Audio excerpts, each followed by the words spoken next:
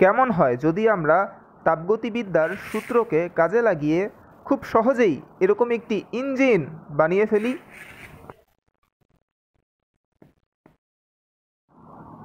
Hello বিজ্ঞানবাসী, উচ্চ মাধ্যমিক বা এইচএসসি লেভেলের পদার্থবিজ্ঞান দ্বিতীয় পত্রের তাপগতিবিদ্যায় অধ্যায় অনুযায়ী তাপগতিবিদ্যার প্রথম সূত্রটি হলো, যখন কোনো সিস্টেমে তাপ প্রদান করা হয় তখন সেই তাপের কিছু অংশ সিস্টেমের অভ্যন্তরীণ শক্তি বৃদ্ধি করতে বা তাপমাত্রা বৃদ্ধি করতে ব্যয় হয় এবং বাকি অংশ বাহ্যিক কাজ সম্পন্ন করতে খরচ হয়।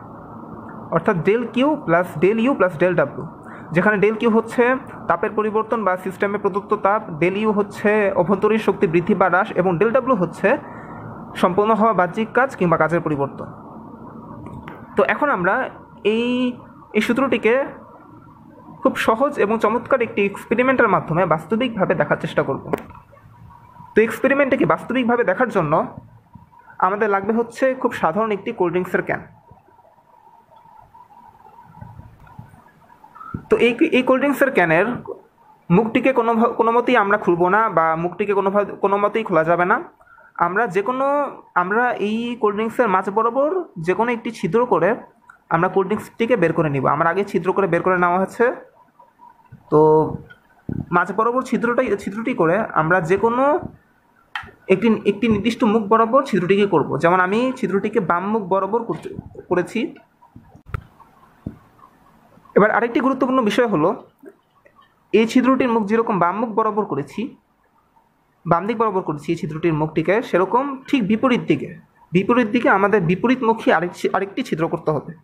আমি আবারও বলছি, এই ছিদ্রটির ঠিক বিপরীত দিকে বিপরীতমুখী আমাদের আরেকটি ছিদ্র করতে হবে। যেমন আমাদের এই এক্সপেরিমেন্টটি করার জন্য ছিদ্র দুটিকে সমান্তরালে রাখাটা আমাদের জন্য গুরুত্বপূর্ণ। তাই আমরা যাতে খুব সহজে দুটি ছিদ্র সমান্তরালে আছে সেটি চিহ্নিত করতে পারি, সেজন্য আমরা একটি রাবার ব্যান্ড এই কোল্ড ড্রিঙ্কসের ক্যানের মাঝ বরাবর আমরা পেঁচিয়ে দিব। এর ফলে আমাদের জন্য সমান্তরালে ছিদ্র চিহ্নিত করাটা আমাদের জন্য সহজ হবে। আমি তো ইতিমধ্যে ছিদ্র করে ফেলেছি, তবে এভাবে রাবার ব্যান্ড পেঁচিয়ে ছিদ্র করলে এই ছিদ্র সমান্তরালের রাখাটা বা চিহ্নিত করাটা আমাদের জন্য সহজ হবে। তো আমি আবারও বলছি, সুবিধার জন্য আমি দুটি ছিদ্রতেই কাগজ ঢুকিয়ে দেখাচ্ছি। একটি ছিদ্র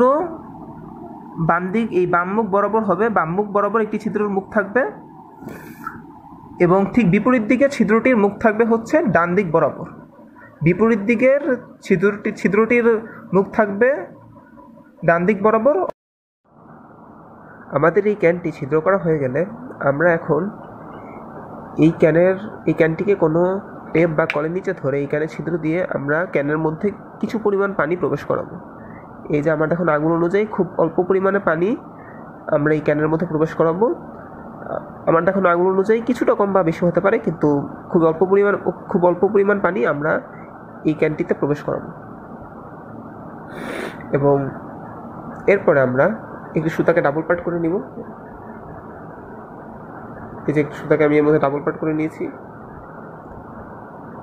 এবার আমরা এই সুতাটিকে ক্যানের উপরের আংটাটিতে আটকে দিব।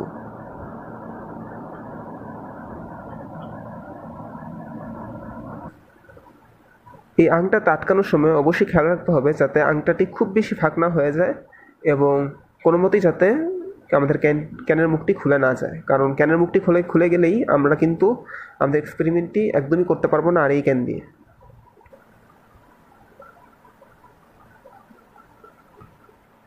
তো এভাবেই আমরা ক্যানটিকে সুতার সাথে সংযুক্ত করব, যাতে আমরা ক্যানটিকে পরবর্তীতে ঝুলিয়ে আমাদের এক্সপেরিমেন্টটি করতে পারি। কোল্ড ড্রিঙ্কসের ক্যানের মুখে সুতা দিয়ে আটকানোর ফলে আমাদের সিস্টেমটি প্রস্তুত হয়ে গেল। এবার আমরা এই সিস্টেমে তাপ প্রদান করার জন্য একটি মোমবাতি জ্বালিয়ে দিব।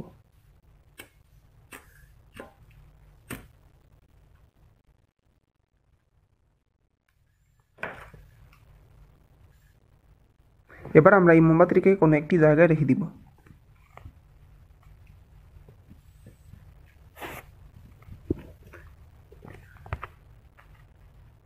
এবারে আমরা